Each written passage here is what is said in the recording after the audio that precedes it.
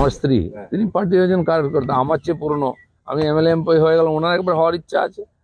পার্টির হাজার হাজার লোক অ্যাপ্লিকেশন করেছেন, কর্মীরা, যে কেউ করতে পারে। ভুল করে কিছু হয়নি, ইচ্ছা করে করা হয়েছে। 1.5 কোটি লোককে হ্যারাসমেন্ট করা হয়েছে ডেকে। তার মধ্যে 50% লোক যাদের ডাকার কোনো দরকারই ছিল না, বহু বিশিষ্ট ব্যক্তি, ভালো মানুষ, যারা অনেক আগের থেকে ভোট দিচ্ছেন, তাদেরকে ডেকে নিয়ে 2 ঘন্টা বসিয়ে রাখা হলো। আর বলা হলো ঠিক আছে চলে যান, একটা ফটো তুলে ছেড়ে দেওয়া হলো। বহু লোক আমাকে কমপ্লেন করেছে। খালি তাদেরকে হ্যারাসমেন্ট করা, অপমান করা, যাতে তারা ইলেকশন কমিশন আর কেন্দ্র সরকারের বিরুদ্ধে স্টেটমেন্ট দেয়, যেন তারা ক্ষুব্ধ হয়ে যান, বিরক্ত হয়ে যান।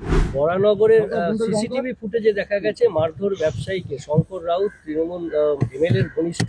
অবশেষে সংবাদ মাধ্যমের বারবার প্রচারের পর পুলিশ তাকে ধরেনি, তিনি গিয়ে থানায় হাজির। দেখুন, মারধর করা ব্যবসায়ীকে তুলে নিয়ে যাওয়া, টাকা নেওয়া, এই নতুন কিছু নাকি? এর জন্য সিসিটিভি দেখার দরকার রয়েছে। লাইভ চলে, ভিডিও দেখছি আমরা, কেউ মিডিয়াতে তুলে দেখাচ্ছে, কেউ মোবাইলে রেকর্ডিং করে দেখাচ্ছে, এটা কোনো ব্যাপার না। আর এই যারা করছে তারা এত দুঃসাহসী। ত্রিপুরা একজন ব্যবসায়ী এসেছিল এখানে, তাকে একজন কাউন্সিলর তুলে নিয়ে গিয়ে 5 দিন আটকে রেখেছিল, মারপিট করেছিল। সে খবর আপনারা করেছেন। আর যারা এইসব করছে তারা জানে আমাদের গায়ে কেউ হাত দিতে পারবে না। তাকে পুলিশ ধরতে পারছে না, সে নিজে গিয়ে হয়তো পার্টির চাপে সারেন্ডার করছে। বেলেঘাটায় কি হলো? বাড়ি ভেঙে তুলে দিচ্ছে, সেখানে প্রমোটিং হবে বলে। ওখানকার 1 নম্বরের যে মাফিয়া গুন্ডা, তাকে সবাই চেনে। তার বিরুদ্ধে কমপ্লেন করতে লোকে সাহস পায় না। কিন্তু জানি না পুলিশ কি করে ওকে ধরে ফেললো ভুল করে। ধরেও না কেউ, কারণ এটা ওপেন সিক্রেট। ইলেকশন যা ইচ্ছা করো, আমাদের জিতিয়ে দাও। বিজয় কৃষ্ণ বেরা পাঁশকুড়ার একজন বাসিন্দা, তার নাম বারবার রাজেশ আলী আসছে। এসআইআর এও বিভ্রান্তি। তিনি বারবার অভিযোগ জানিয়েছেন জেলা শাসকের কাছ থেকে শুরু করে সব জায়গায়, অথচ তার নাম বদল হচ্ছে না, রাজেশ আলী হিসেবে তার নাম থাকছে। আমি জানি না, এরকম অনেক কমপ্লেন আমার কাছে এসছে। একটা পরিবার নদিয়াতে, সম্পন্ন লোক ওখানে, তারা যেহেতু বিজেপি করে, 5 ভাইয়ের নাম আসছে না। ভিডিও বলেছে দয়া করুন আমাকে, আমার পক্ষে সম্ভব নেই নাম তোলা, কারণ নেতারা বলেছে এদেরকে দেওয়া যাবে না।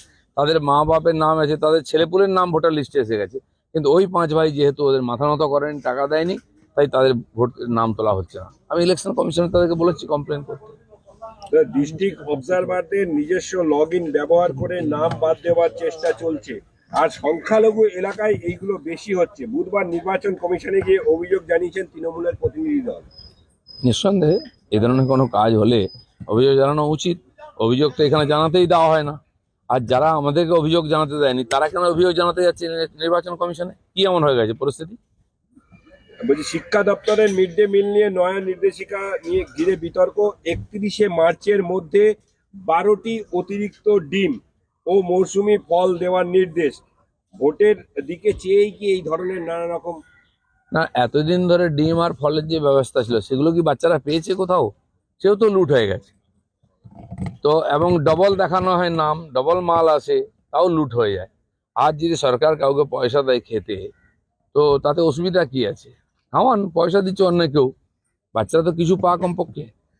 28 তারিখে প্রকাশিত হবে চূড়ান্ত তালিকা। ইআরও, এই ইআরওদের ভুলের জন্য ডকুমেন্টস আপলোড হয়নি 1,14,000।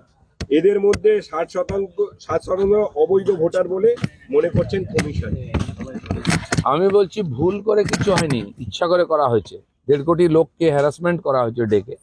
তার মধ্যে 50% লোক যাদের ডাকার কোনো দরকারই ছিল না, বহু বিশিষ্ট ব্যক্তি, ভালো মানুষ, যারা অনেক আগের থেকে ভোট দিচ্ছেন, তাদেরকে ডেকে নিয়ে 2 ঘন্টা বসিয়ে রাখা হলো। আর বলা হলো ঠিক আছে চলে যান, একটা ফটো তুলে ছেড়ে দেওয়া হলো। বহু লোক আমাকে কমপ্লেন করেছে।